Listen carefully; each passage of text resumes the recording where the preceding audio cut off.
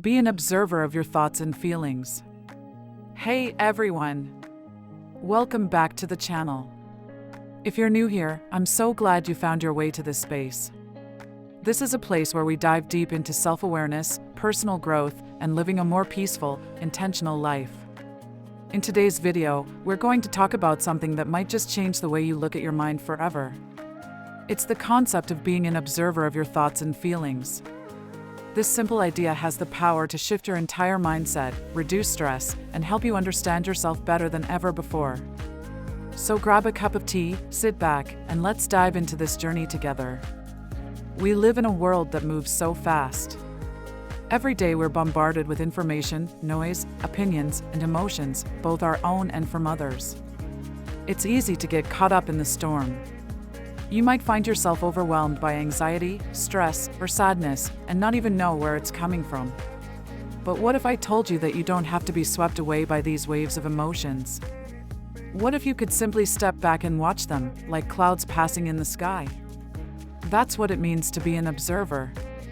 Being an observer means you're no longer a prisoner to your thoughts. You're not identifying with every feeling that arises.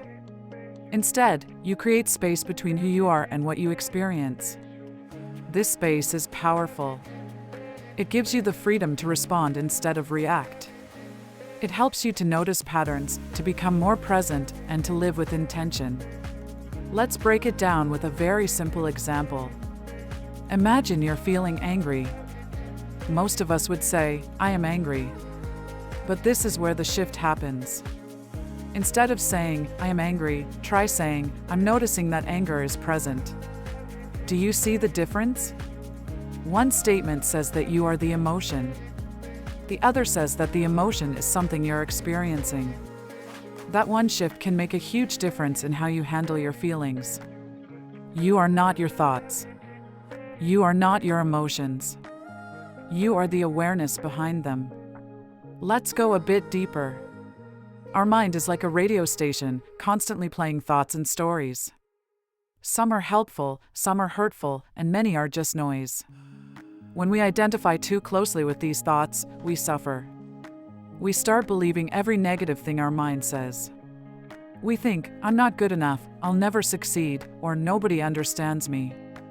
These thoughts become our reality, not because they are true, but because we never question them. But as an observer, you start to watch these thoughts like you would watch traffic from the sidewalk.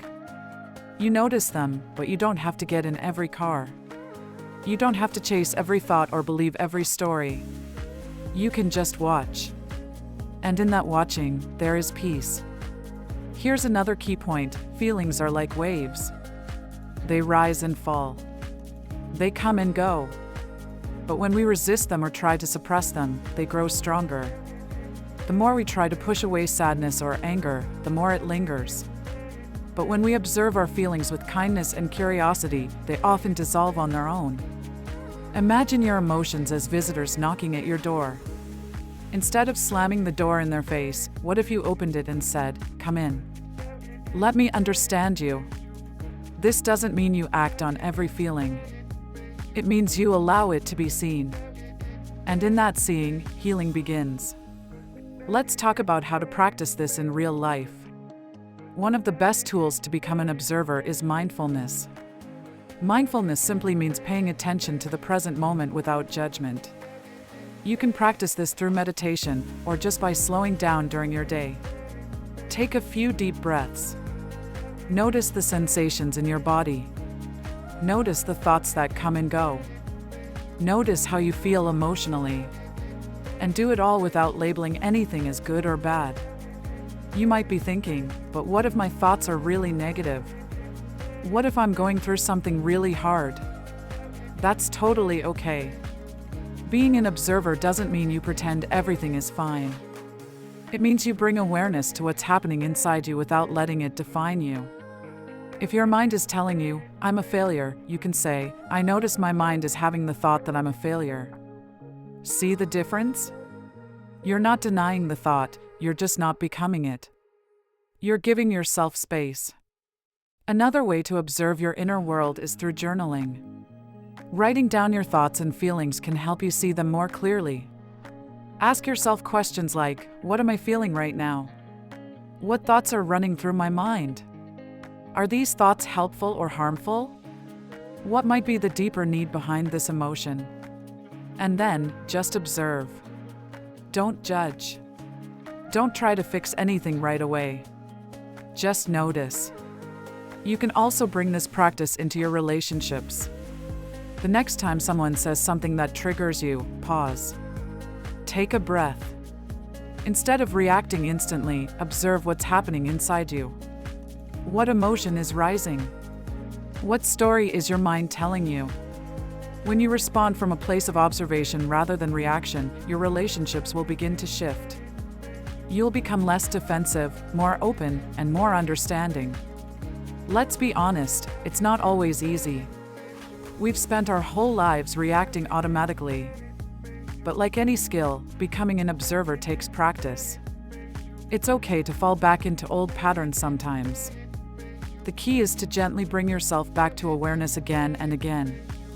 And here's the beautiful part, the more you practice, the more natural it becomes. Over time, you'll find that you're less anxious, less overwhelmed, and more at peace. You'll stop being at war with your own mind. You'll learn to trust yourself, to listen to your inner wisdom, and to live more authentically. There's a quote by Eckhart Tolle that says, "You are not the voice in your mind, you are the one who is aware of it." Let that sink in. You are the awareness. You are the observer. You are the calm in the storm. Conclusion. So today, I invite you to begin this journey. Start small. Maybe spend just 1 minute today observing your thoughts without judgment. Maybe take a walk and simply notice the world around you. Maybe pause before you react and ask yourself, what am I really feeling right now? You don't need to change who you are. You just need to see who you are, beneath the thoughts, beneath the feelings, beneath the noise. Because who you truly are is already whole, already peaceful, already enough. Thank you so much for spending this time with me. If this message resonated with you, I'd love to hear your thoughts in the comments. Let's grow together, learn together, and support each other on this journey.